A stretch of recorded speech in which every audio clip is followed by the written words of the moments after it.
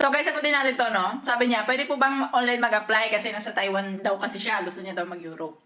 So guys, sa pagkakalam ko ngayon, ang Taiwan is nag-stop hiring sila sa Czech Republic. Sa ngayon this 2026. Ang alam ko, last quarter of 2025, nag-stop na sila ng pagpapapasok from cross-country, from Taiwan, papunta dito sa Czech Republic.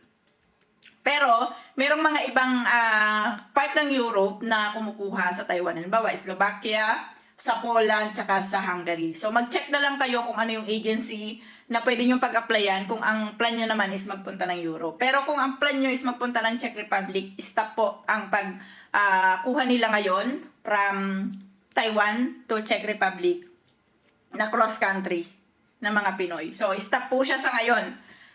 Hindi ko alam kung mababago siya, pero as of February 2026, so ngayon yon is stop po sila. Wala silang hiring ng ganyan. So, Slovakia lang talaga ang alam ko, Hungary at saka yung Poland. So, maging ano lang tayo, no?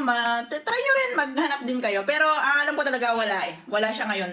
Sa ngayong panahon na to, wala talaga sila na hiring ng cross-country from Taiwan. Makain ako ng mushroom. Mushroom. No. So, yun. Thank you.